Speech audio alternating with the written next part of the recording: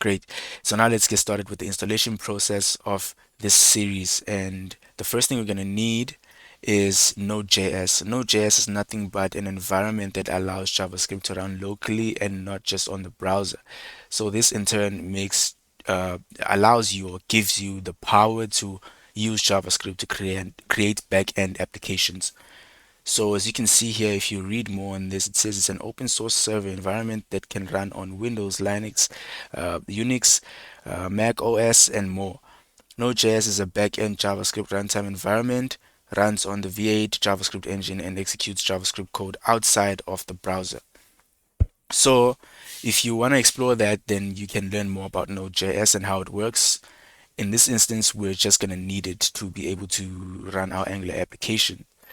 So I'm going to click on Node.js, that first link, and it's going to take us to this page. And you can click on either of these, but I wouldn't recommend this because I don't know, you might have issues in the future. So I'm going to go with this one because I think this one is still in beta. So you can click on that and it's going to start downloading. If I click here, it should start downloading. So I'm just going to cancel that. I'm not going to pause it. I'm going to cancel it. And once it's done downloading, you can click on it and it's going to start installing.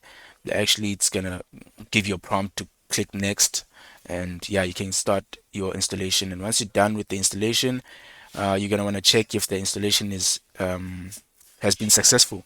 So to do that, you want to go to your search bar below and search for the command prompt. You just search cmd and click on command prompt, and it's going to pop open this little window over here.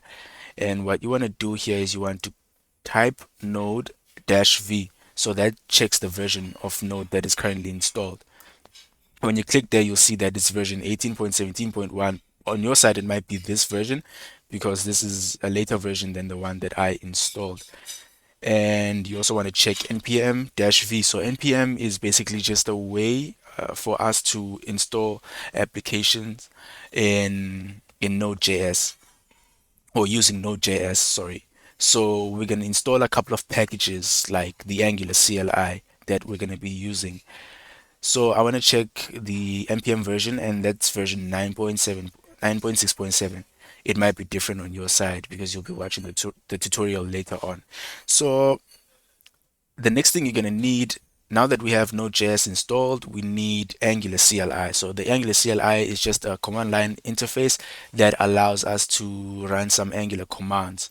So just like the command that you ran here to check the version, you can run other commands in using Angular to create Angular applications, to create components, to create services, and so on. And if you don't know what, probably you don't know what components and services are, but you're going to see once we start building Angular applications.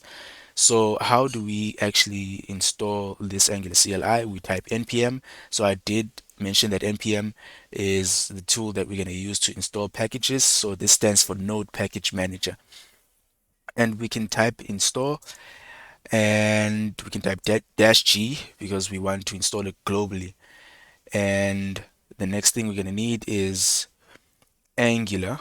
Actually, no, it's @Angular /CLI.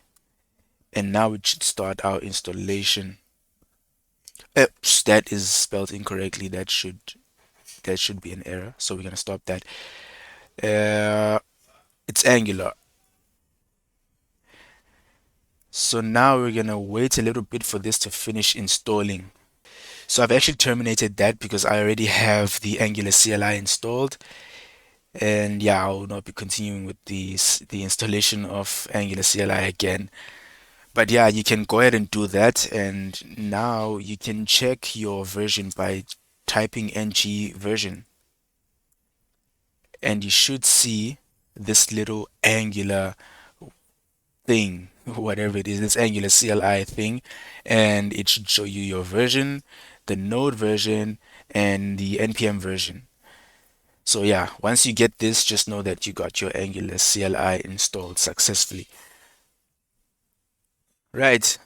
So that's how you install the necessary packages that we'll need. In the next section, we are actually going to create our Angular application, and I'm going to go over the packages that are in an Angular application, the folders and files. So yeah, stay tuned for that.